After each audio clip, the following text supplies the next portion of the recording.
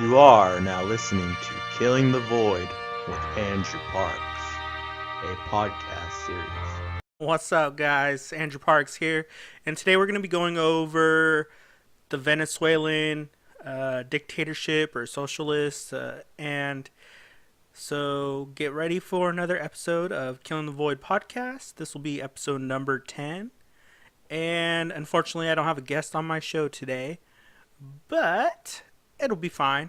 And the reason for making this episode, I really want the average person to understand what's going on in Venezuela. The news is now finally starting to do segments on it, but even then, it's not full segments. Uh, I'm independent, but Fox Network seems to get it mostly correct, but even them, they don't fully do it. The CNN, MSN, ABC, all those left wing media news outlets, they really aren't doing justice to the Venezuelan people by um, pussyfooting around the real issues that are going on. They are finally starting to tell more of the truths, but even then, they're still pandering to the dictator Maduro. So let's start this episode. And this is going to be a little bit all over the place today. This was a last minute episode. I had a guest speaker, but they canceled on me. So let's start it. All right. So right now the reason why I really want to do this episode because the people of Venezuela are starving to death, and the whole world, on average, doesn't know about it.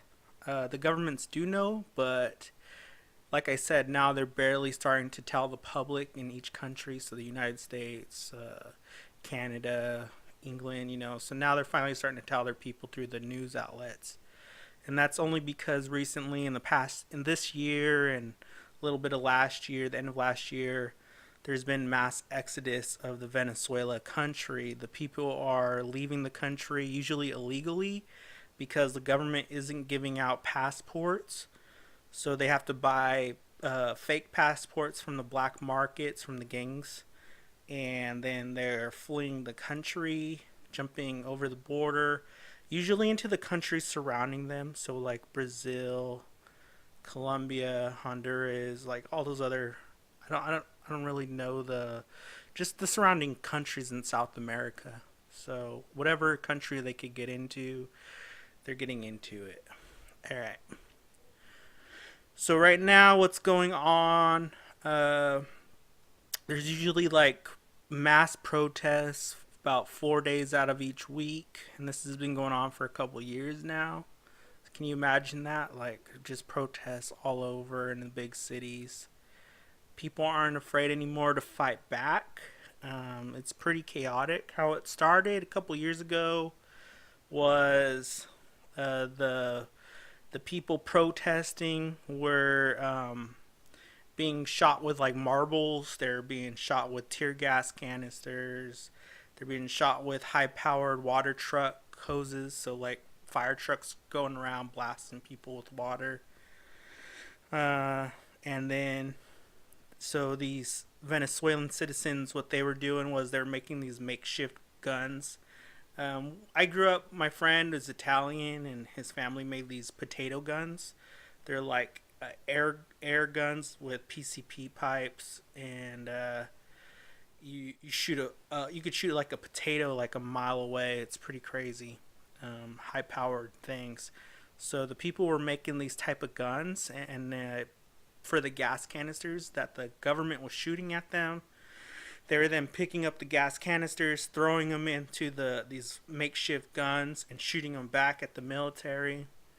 They're using slingshots, throwing stones, had makeshift clubs, bats, that kind of thing. And this, in 2017, there was thousands killed, maybe like around 2,000. No, I'm sorry. A couple hundred people killed and a couple thousand people injured. So, and then 2018 has been even worse. Now there's been thousands of people killed, and we'll get into that a little later in the episode. Uh, so the new president is now considered a dictator by most of the governments in the world, at least the westernized governments. But like I said, the left wing media is still a little reluctant to call him a dictator. They are getting around to it. I feel like pretty soon they will recognize him as a dictator also, but they don't want to agree with Trump. So, like anything Trump says, the left wing media wants to uh, go the opposite. So they're being very reluctant, but it's just going to bite them in the butt once the world better knows what's going on in Venezuela. So Venezuela is now also considered a failed state by definition by most people that actually do an analysis and research and governmental studies. They are actually calling Venezuela a failed state.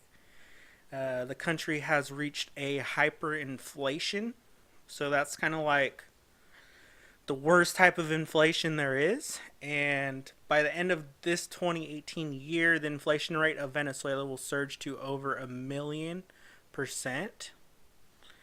I believe right now we actually already hit that mark.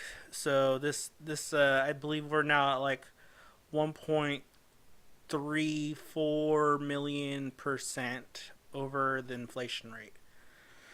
So that's just crazy because in 2017, I believe the inflation rate was at 1,000%, and they thought by 2018 it would be 2,000%, but it's over 1,000,000% now. So how do you go from 1,000% inflation rate to over 1,000,000?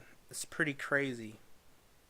At this rate, a lot of the news outlets are saying why even keep track anymore because anything over 1,000,000% is basically like zero economy. There's no imports going in. There's not enough exports going out, and this is mostly due to the country depending too heavily on their oil. The in the past, the oil, I believe Venezuela has the most oil in the South American countries. They even have more than Saudi Arabia.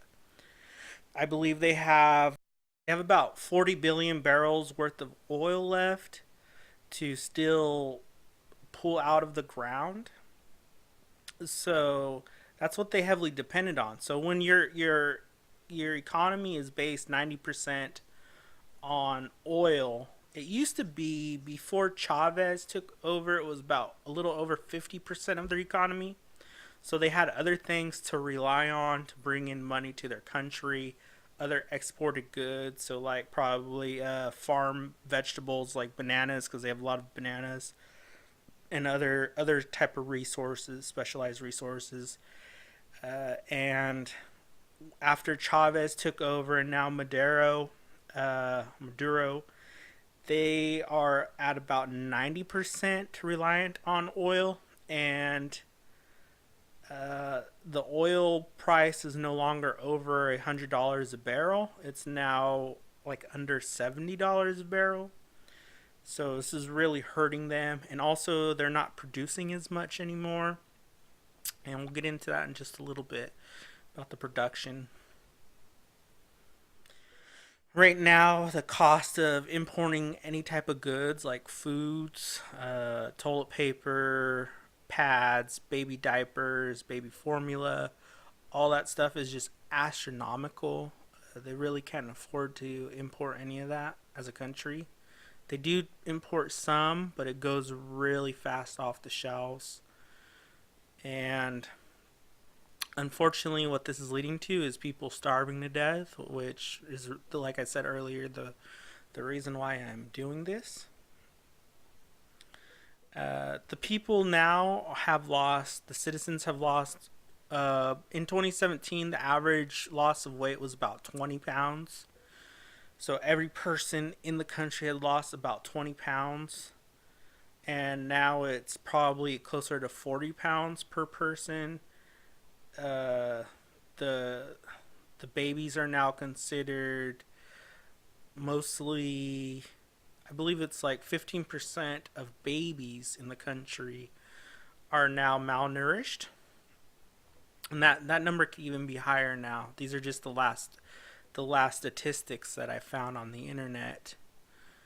And so the people, what they do is they get, since the money's worth nothing, the country's a socialist government, so the government basically has all the money. The people have money too, but that money doesn't it's not worth anything. They're over a 1,000,000% in inflation. So they could have $1 million, and it won't be worth anything. So what's going on now is the government is giving everybody like a food ration card. So kind of like food stamp card for us Americans. And they have to, what they do is once a week they open up the government stores, and people with these food ration cards are allowed to go once a week to go shopping in these stores, and they're only allowed so much money on these cards, and basically all they could afford to buy is like two bags of flour, which is probably like 4 pounds total of flour. And they have to stand in line. The lines open up about 3 a.m. and they'll stand there all night until like midnight. And oftentimes the people last in line, they don't get anything because by the time they get into the store, there's nothing. A lot of women stand in the line, not for, well, they do stand for food for their baby, but mostly for diapers and medicines for their babies, and usually there is none. So they don't even have diapers right now for babies. It's pretty horrible. Okay, so like even all the meats, they're too expensive to buy. So when there are meats available, the people can't even buy the meats, which is, I don't even understand that. It's even crazy. But and then a lot of people that were being interviewed, they said they honestly now don't even see meats most of the time in the markets. So, and it doesn't matter because they can't afford them. What people are doing is they're standing outside like restaurants, and they're digging through the garbage. They're eating rotten vegetables, rotten, usually like fish heads, because that's the main meat in Venezuela right now is fish. So usually the wild dogs would come up, ravage the trash bags behind restaurants, and eat all these like fish heads because they chop off the heads and then they cook the fish body. And what people are doing is fighting off dogs for these fish heads, and they're eating the fish heads, and they're eating these old vegetables. They're eating people's leftover foods, probably like travelers or the rich people. But even the rich now are considered poor, so I doubt they're even wasting food anymore. Okay, so in the 1970s, Venezuela was the richest South American country. And this was due to its oil and the oil prices being up for exports. The cost of barrels were over $100. Uh, then it was considered a capitalist country, and then the elites were being portrayed as corrupted, and so all the poor tried to take over and overthrow the corrupt elites, the rich people. This is when, in 1992, Hugo Chavez declared a socialist revolution. He was elected as president in 1999, and the people viewed him as a saint. He made politics a spectacle. He was like a TV star. He had his own TV show. He would usually do like one episode per week, and the episode would last like all day long, be like 8 hours long.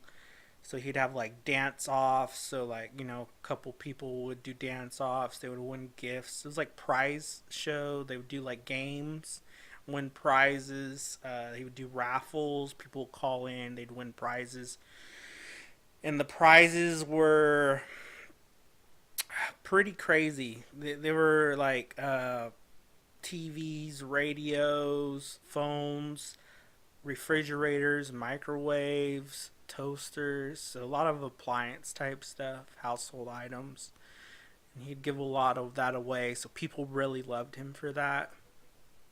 Um, but so while he was doing this, he was spending all this money, and he wasn't taking care of the money going into his country. He wasn't producing enough oil, and we'll get into that in just a bit.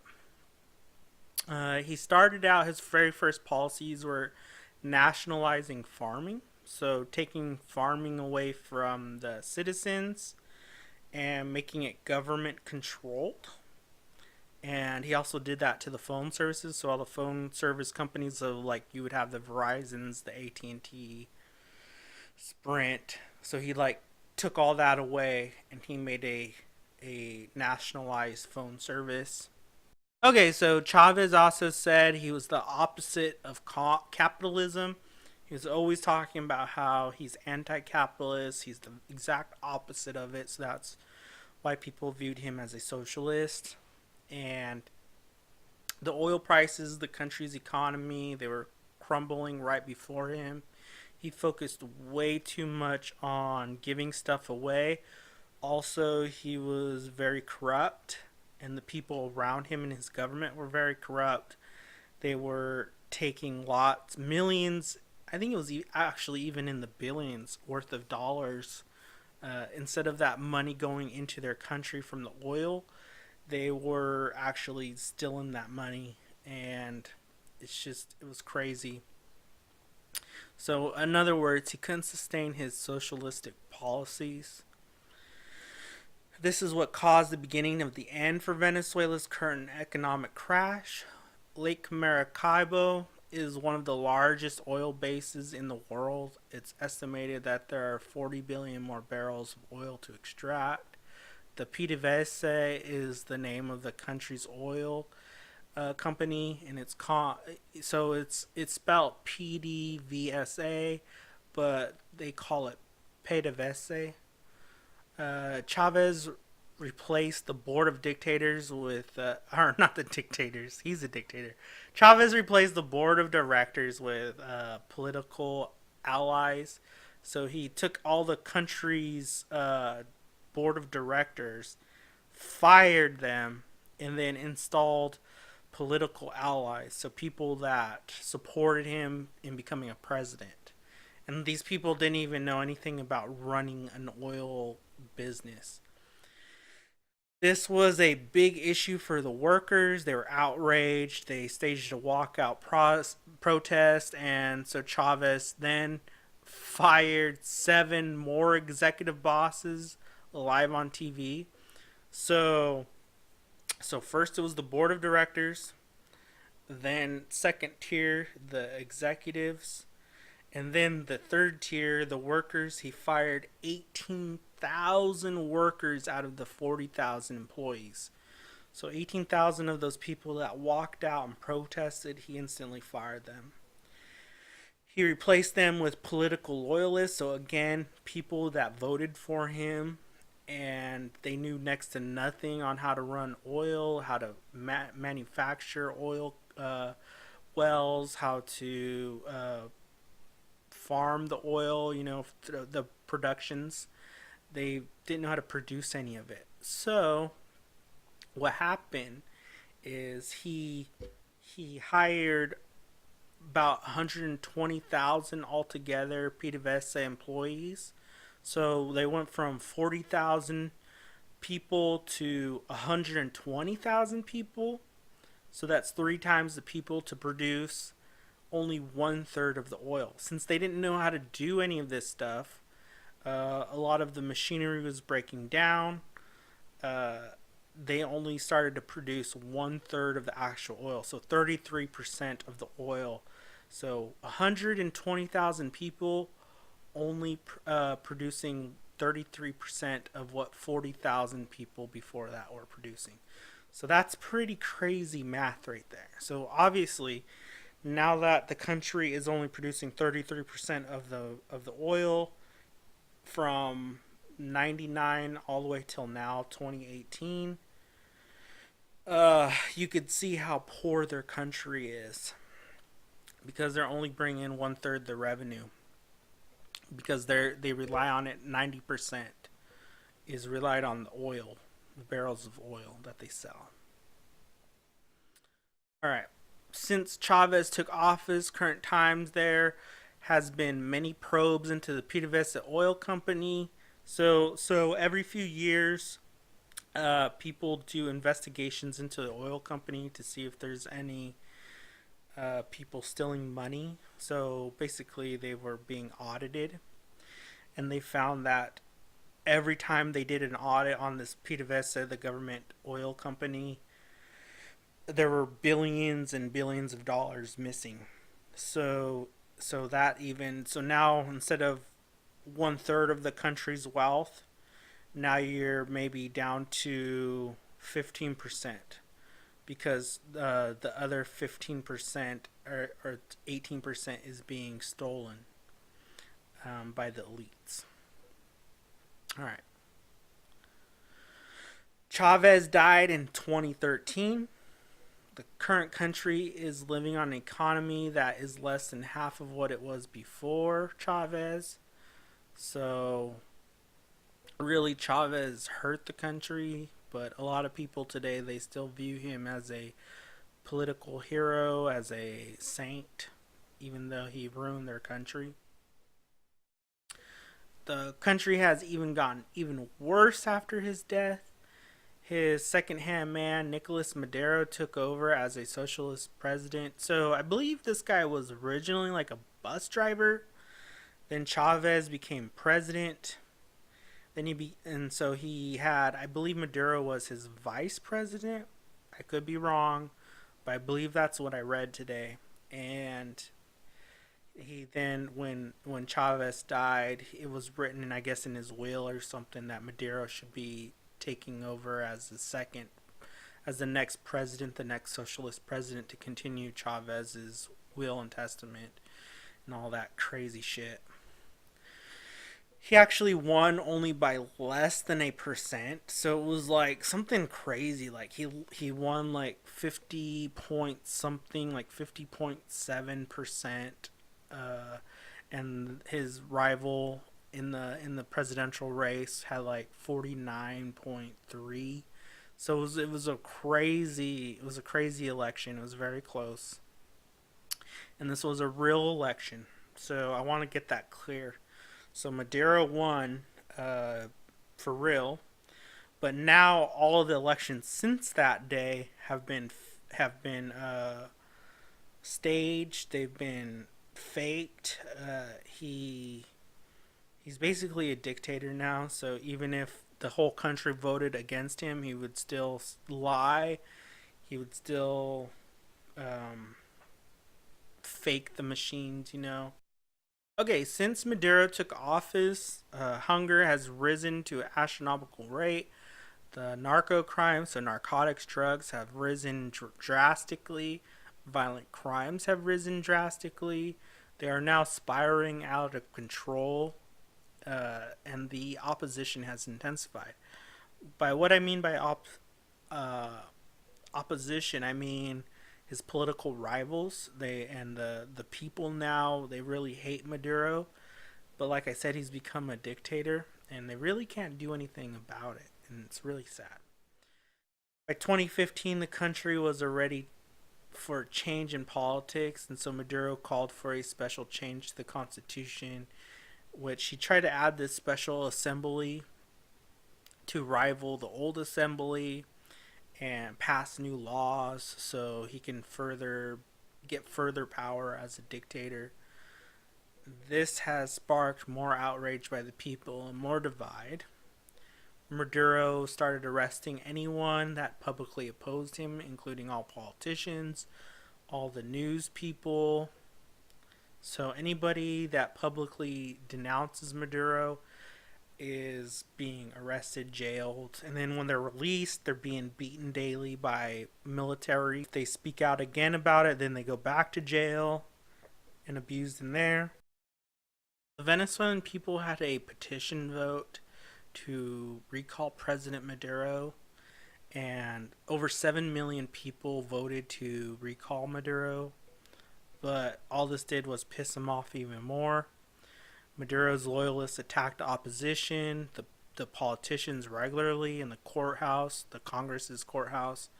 So even today, for the past couple of years, it's just at random, these congressmen will be doing their work in this courthouse, and all of Maduro's loyalists will just randomly ransack the place and beat these people nearly to death.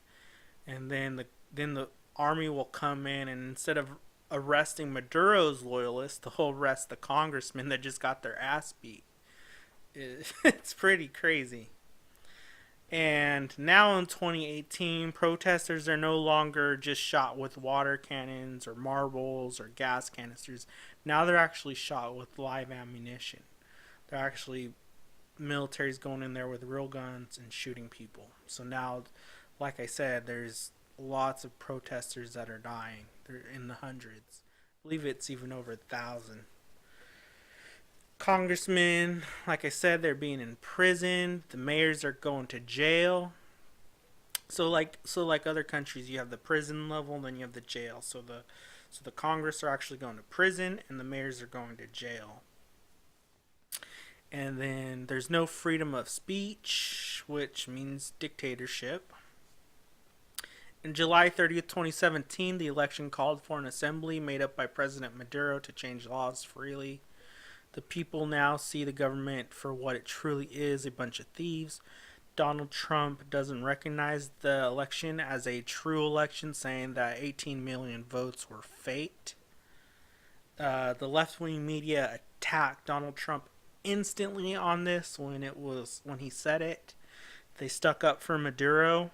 Then the London agency that actually supplied Venezuela with the voting machines, they actually came out and said all of our machines were actually messed with, they were tampered with, and the actual voting numbers was about 1 million votes. And so that's 17 million less votes than Maduro claims. So right there, automatically, you could tell he's a dictator. He falsified the votes. Only 1 million people in the whole country went out to go vote. So Caracas is like the main city in Venezuela, and just that city alone has 5 million people. So that means only 1/5 of that city's population went out to vote. So that's 20% of the city, but you got a whole country, you have other cities, other towns that should be voting. And so Maduro said 18 million people, record numbers, showed out to vote, and he passed his special assembly in 2017, and he calls Donald Trump a liar, and that Donald Trump is hating on him for no reason. Well, Donald Trump called him a liar, and then Donald Trump was backed up by the agency from London that actually said yes, these voting ballots were tampered with. Trump slams Maduro after this with sanctions for his sham of an election. So everybody knows right now what's going on with Trump. He loves doing sanctions and tariffs and all these type of things on other countries. Basically strong arming other countries into respecting USA better with trade deals. And those countries that don't agree with the United States, he even slams them even harder. So that's what he's doing with them. USA globally announces Maduro as a dictator. So this is the current government. So the Republican government under Trump is now calling Maduro a dictator. The left-wing media still is very reluctant to use that dictator word. They still call him a socialist, and They're still giving him the benefit of the doubt. They believe that Maduro is actually trying his best and it's just not good enough.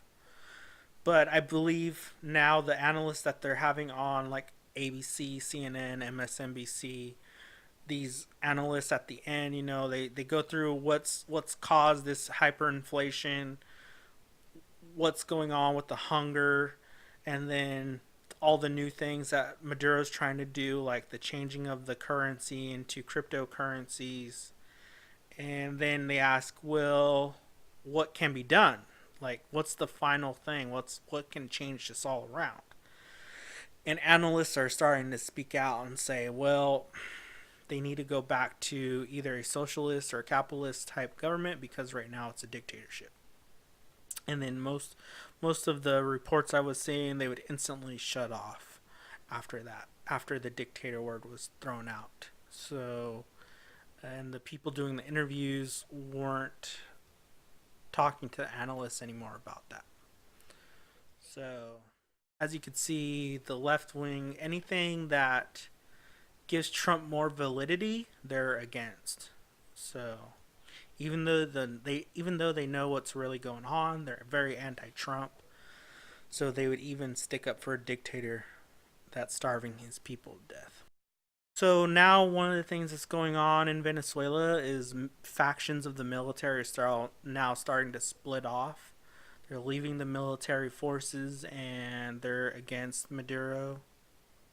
So there very well could be a civil war soon in Venezuela. And the sad thing is Saudi Arabia is like one of the richest countries in the Middle East. And the Middle East can be usually equated or usually can be like used as an example for versus the South Americas, the Latino countries. You have the Middle East currencies and the South American currencies, and you could kind of like weigh them, kind of like use them as examples for each other. And Venezuela at one time was actually the richest South American country, just like Saudi Arabia is the richest Middle Eastern country. And the funny thing is that Venezuela has more oil to produce than Saudi Arabia does. So it could be even richer than Saudi Arabia, but because it's not being managed well, it's just the country's dying. So one of the things that Maduro has done is he's now banning foreign cameras and news networks to going into his country. So a lot of these networks now are having to hire undercover people to go in and do undercover cameras or news stories and reporting, with these little tiny cameras. And no foreigners uses that government to exchange the currency anymore.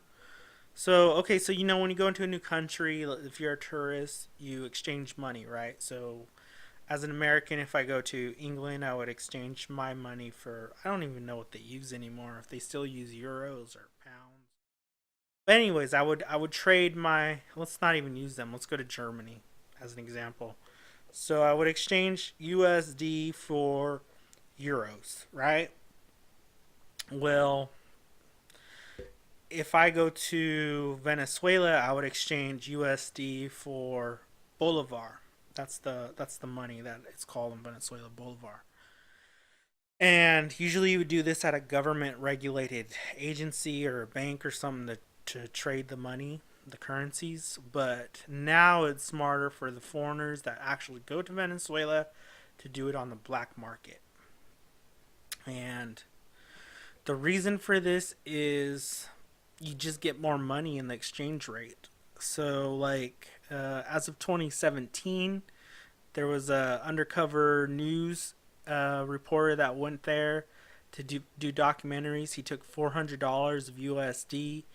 He exchanged it for over $1 million Bolivar dollars, and he did that through the black market because he would have got a lot less if he did it through the actual government. So just like the people leaving Venezuela, going into the neighboring countries, it's the people in the neighboring countries that are going into Venezuela on vacations because it's so cheap. So they're going to these fancy beach resorts, and it's usually just the main tourists now today in 2018 and 2017 is just the people from the countries near them.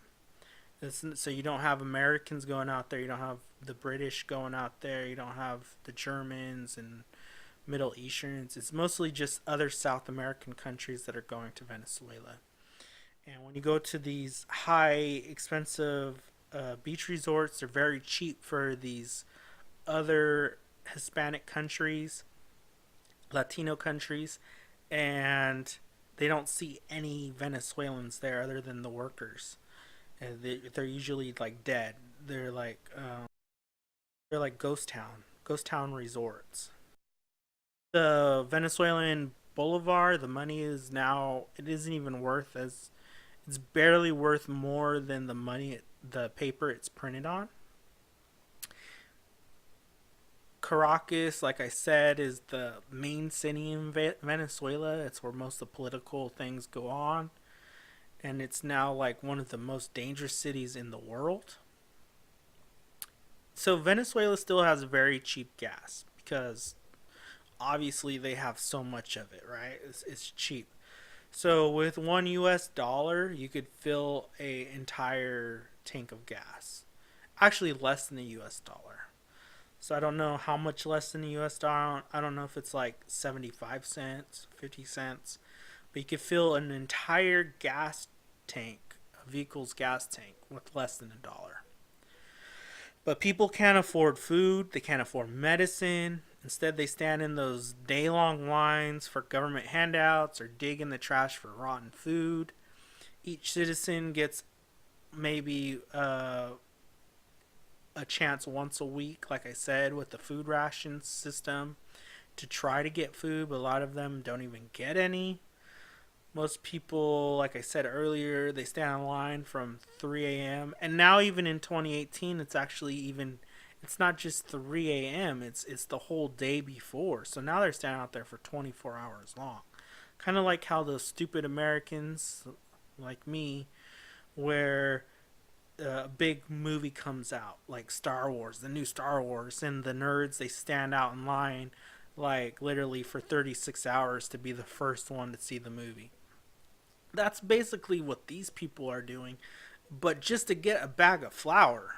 Like, it isn't to go and watch a movie, it's to actually survive, to get a bag of flour, or to maybe be lucky enough to get a bag of diapers for their baby, or some type of medicine. So it's crazy. It's just crazy what these people are going through, and it's sad. Very, very sad. The people of Venezuela now openly blame the government since they have all the people's money. These food stores now often turn into riots, and so the government now puts army guards and police forces in front of these stores. The stores, regular stores. So I'm talking about the government stores here, you know.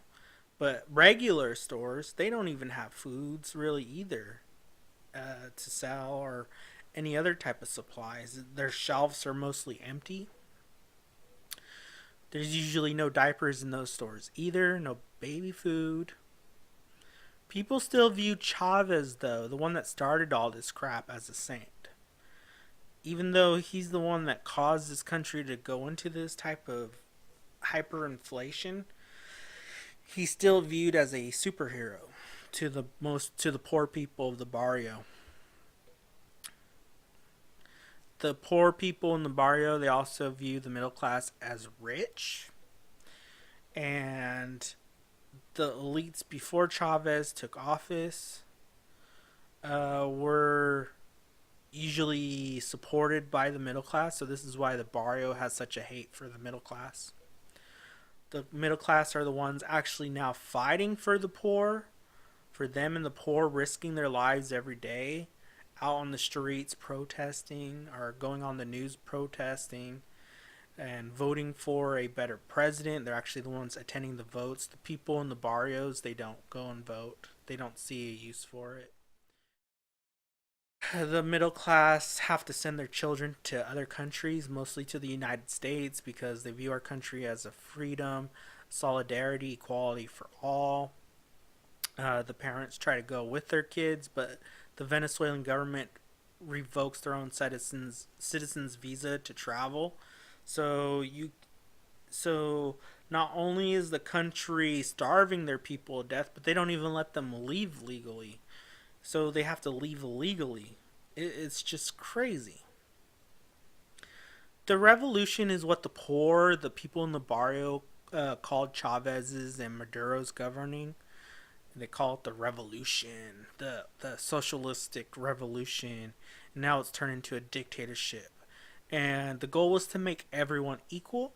And now, by all accounts, the analysts say yes, the revolution succeeded in making everyone equal, which is basically succeeding in by making the entire country poor.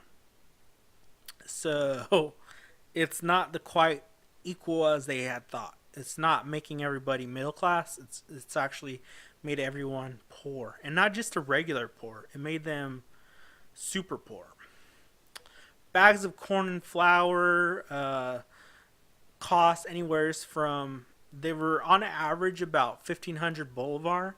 Now after the cryptocurrency, they have risen, they have doubled and tripled, so now it's up to like 3,000, 5,000 bolivar. So even for a thing of bananas, it's just crazy. So a lot of the foods I noticed when I was doing the research in 2017, early 2018, they were all costing like a little batch of food was usually costing around 15 to 2,500 bolivar. And like I said, now that the economy is changing, it's even worse. It's over 1,000,000% inflation rate. So now it's basically tripled the price for stuff.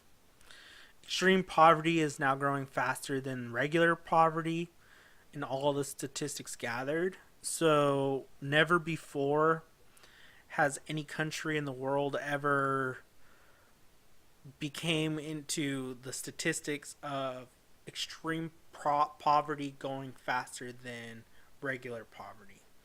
So you got the poor people that are living on government assistance. That would probably be considered poor.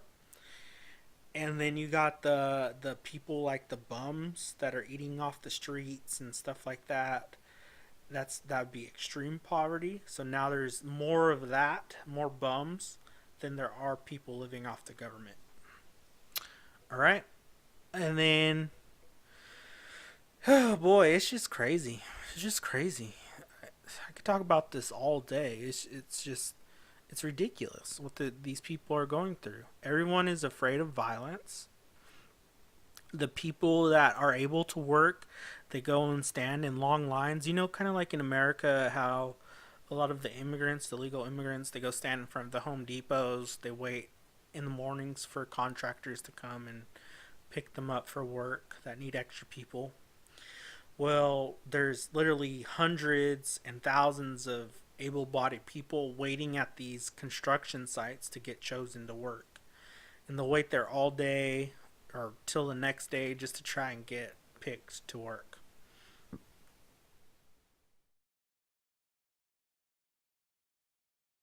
As of 2018, there's been over 4,000 murders in the city alone in Caracas. So that's, like I said, Caracas comes up a lot in all the research that I done because it's like the main city. It's like the capital city of Venezuela.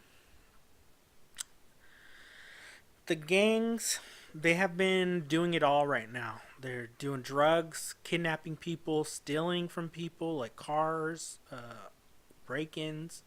They're now being hitmen. They're killing people for money, but mostly they're making their money from drugs.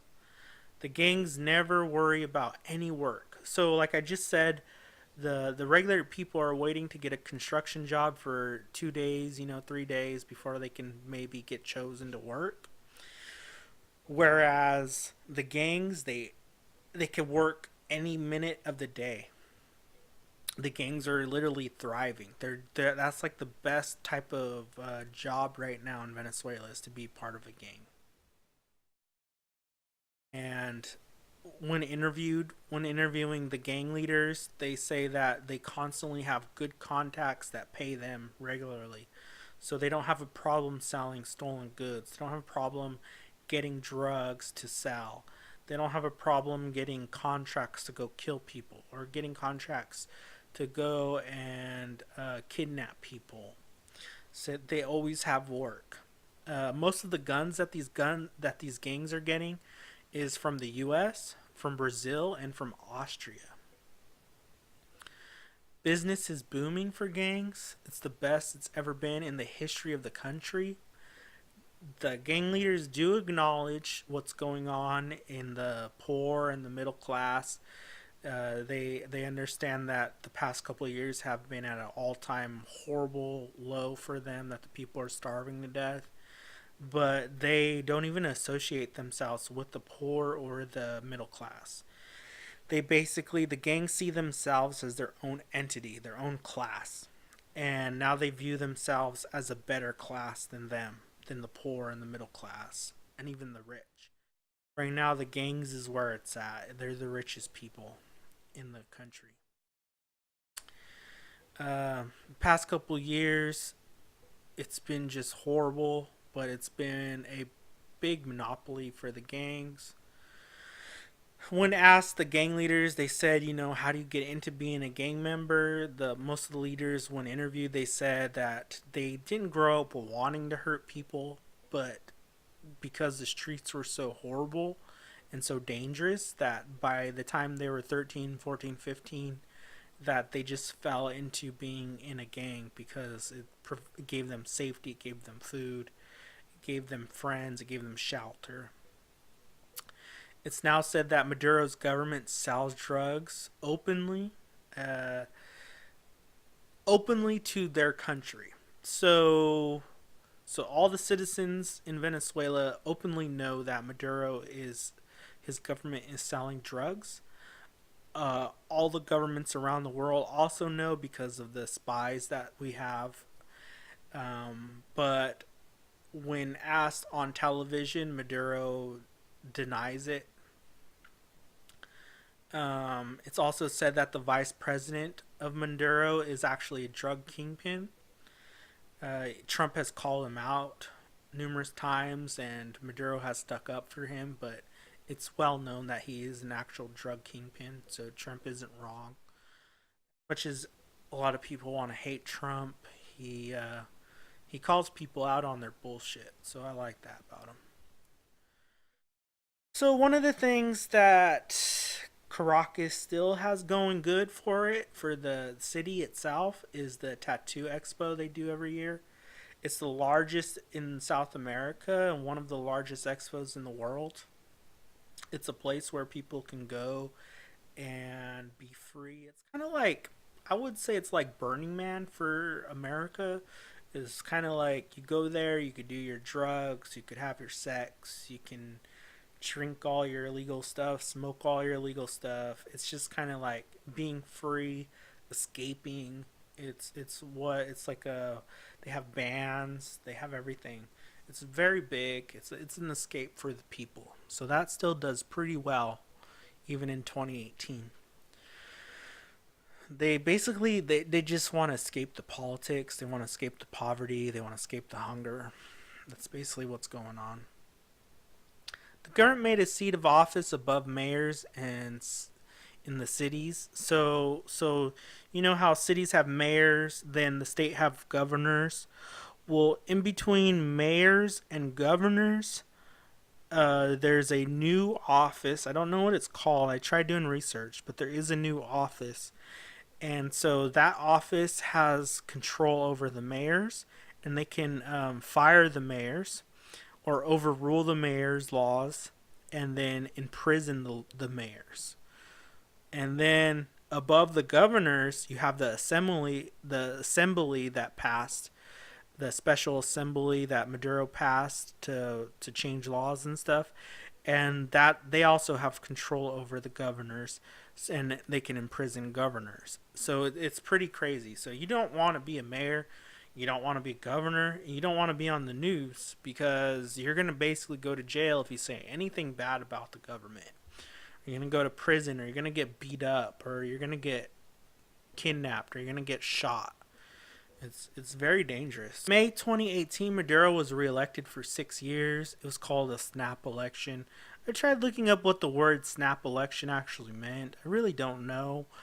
But when doing all the research, basically it was a faked election. Nobody voted for him. And all the people that would have voted against him, they were scared away by the military at the voting booths. It was just bad. It's a dictatorship what's going on. Just this month in October of 2018, Venezuela's inflation rate reached 1.37 million. So it's not even the end of 2018 and it's already reached over the million inflation rate. The world is now viewing Venezuela as a humanitarian issue. So this is where the liberals are coming in and saying, "Hey, Trump's being a dick. He's being evil. He's not helping the starving children of Venezuela. He's actually making things worse by putting sanctions on them, by raising the tariff costs. Trump's a monster. He's a Nazi. He's a Hitler. Blah blah blah blah blah." But what you guys gotta understand, this. Trump doesn't want to deal with a dictator that is starving his own people. That would be like Trump actually trying to make friends with Hitler. If Hitler was alive today, it's just not good. So if he did that, let's say right now, if he actually says, "Okay, I'm gonna make friends with Maduro, and I'm gonna give food to the people," you know how he talks, and all this stuff. And then what the liberal media would do instantly, they'd flip on him right away. "Oh my God, Trump gave this dictator money and food and is giving him more power." So they would instantly turn the tables on Trump, and Trump's not falling into that trap. He's not. He's not going to. There's other countries in the world. If it's a humanitarian effort, let them deal with it. And that sounds really horrible. As a Christian country, we feel like it's our job always to pitch in and help people, make our country worse at the behest of helping a even worse country. But the only way we're going to help Venezuela right now is if they overthrow that dictator, or if they ask us to go in militarily and take over that dictator and put someone in power that isn't a dictator. So things are starting to steam up. What's going on though in Venezuela, since they're very anti-America, they believe that America is doing this to them on purpose. Maduro is blaming Trump, saying that Trump is economically cutting out Venezuela, that it's a big old conspiracy, global conspiracy. So now what they're doing is they're dealing with China. And what they're doing with China is they're saying, "Hey, China, come in, mine our oil for us, help us produce it, and you'll get a good price." What? China's hopped on that shit fast. I mean, so now what you have is China's going into Venezuela.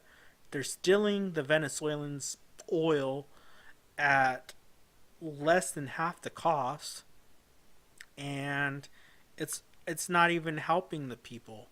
It's only helping the elites of the government because the Chinese are paying them off. It's twisted. It's very, very twisted. So basically, Maduro made a deal with the devil, which is China, and the devil is taking over everything, and it's crazy. It's not good. Like I said, the Republicans call it a dictatorship. The Democrats call it a socialist government. But even now, the Democrats aren't wanting to call it a socialist government, because what they're trying to do is turn America into a socialist government. and it doesn't look good by using that word as a socialist government. Instead, they call it something else. I forget what they call it on the news. They just say like Maduro's leadership. They don't even call it a specific type of government anymore because they don't want to be weighed down by them. Brazil is getting hard on the Venezuelan borders. There was a new Brazilian president that just came into office, and he's huge on anti-crime. All these Venezuelans coming into his country. He's gonna be very hard on the borders, kind of like Trump is hard on the Mexican border. And things are gonna change right there. There might be some backlash.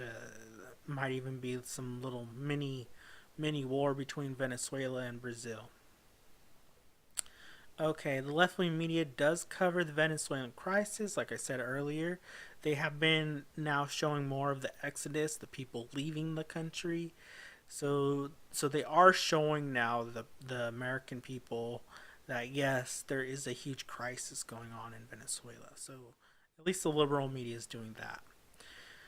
Maduro just did something though to the economy because it's been hyperinflated so badly that they actually removed 5 zeros off the currency. So instead of like I said, the bananas like 4 or 5 bananas costing 5,000 bolivar, it now costs 5 bolivar. But I don't even know if it's called bolivar anymore because they what they did was they removed 5 zeros off the currency, the exchange in their inside their country, and they're switching over to a cryptocurrency. And the issue with this new cryptocurrency, so instead of that being 2,000 bolivar, it's two crypto, or instead of 5,000, it's five crypto. And the people don't really know how to use this. They're scared. Uh, there's even less shopping than before because they don't understand it. They're waiting for their neighbors and friends to go and do it and then to teach them how to do it. The government isn't showing them how to use it. The stores don't know how to use it. They don't know how to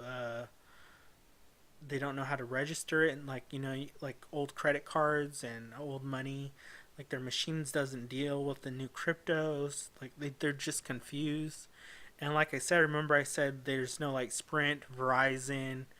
There's a government phone network in there, so they can't even use like the smartphones for that for the cryptocurrencies. It's very confusing to the people, and so now what the people are doing is they feel defeated. They're staying at home more. They're not going out.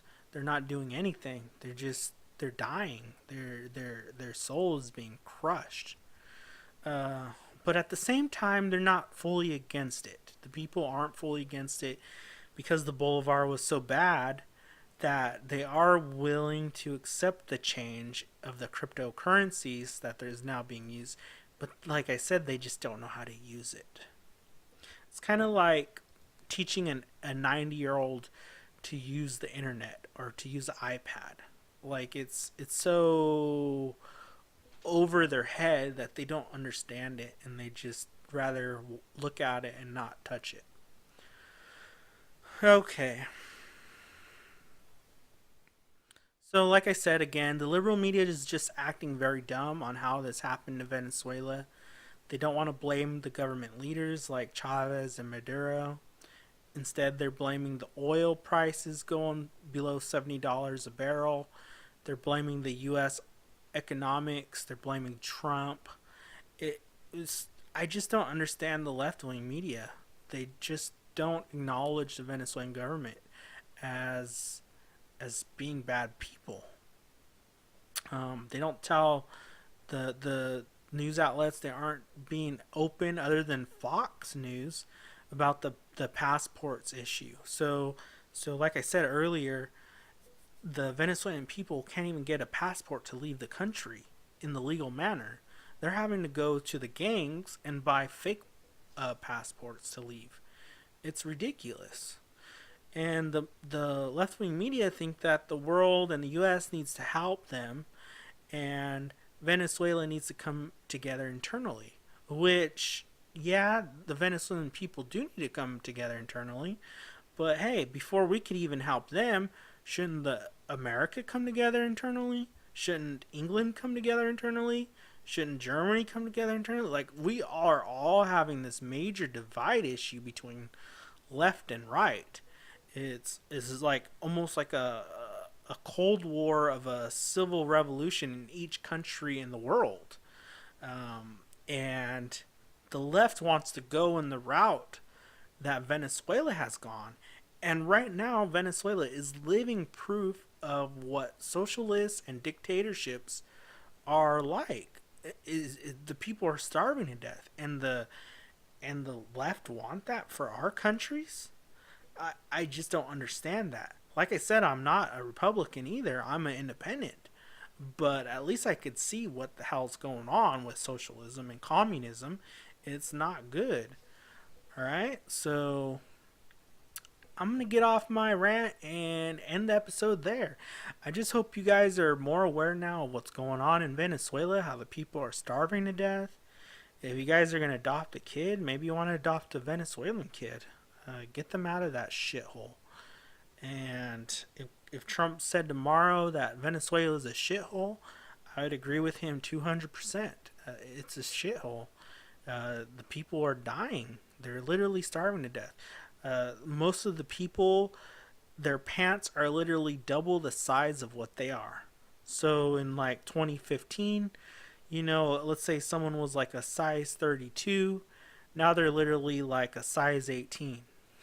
It's just crazy. I don't understand it. The people are literally withering away. They're dying. They're malnourished. And South America also has a big water issue in the past couple years with droughts.